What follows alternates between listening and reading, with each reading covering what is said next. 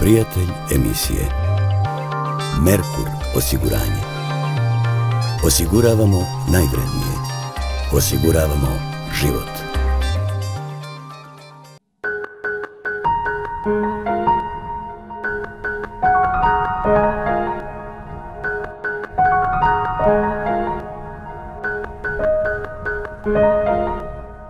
Meni se čini da sam ja svoj lični pečat dosta rano prepoznala, znači baš u ranom detinjstvu. Tako da sam više vremena provodila sama nego igrajući se sa drugom decom, jer sam nekako u tom svom svetu nalazila nekako više za animacije i inspiracije nego družeći se sa drugom decom.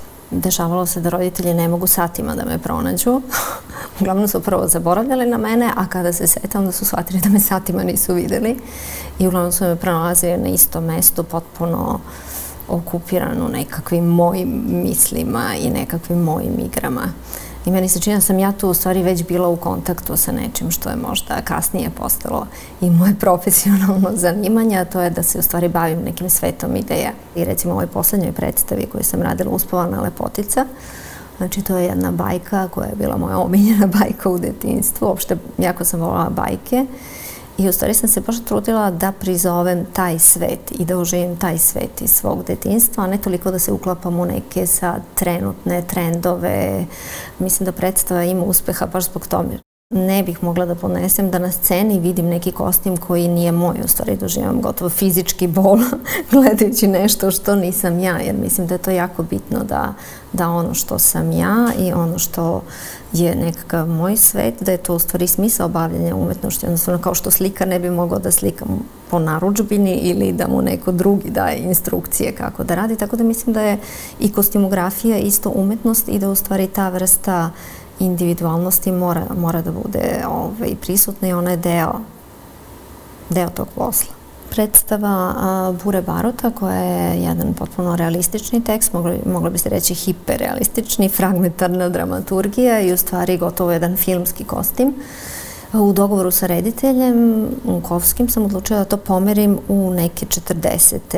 godine, tako mi se činilo da to treba da bude i još smo imali asocijacije na različite filmove koje su se pojavljivale i u režiji i onda se desilo da je na kostimskoj probi došlo do apsolutno skandala, da su svi glumci mislili da je moja kostimografija potpuno pogrešna jer u stvari ne prati tekst, nije realistična i da će predstava biti uništena.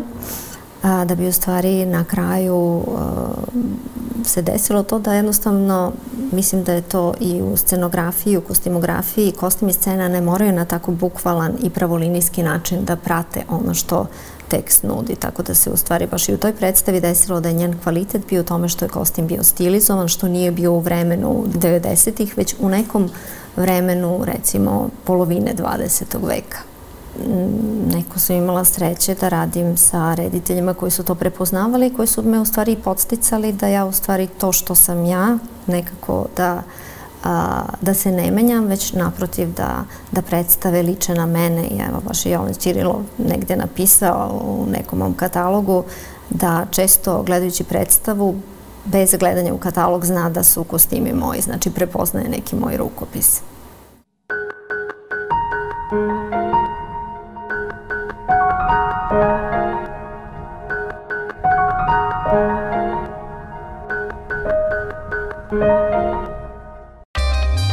Prijatelj emisije Merkur osiguranje. Osiguravamo najvrednije. Osiguravamo život.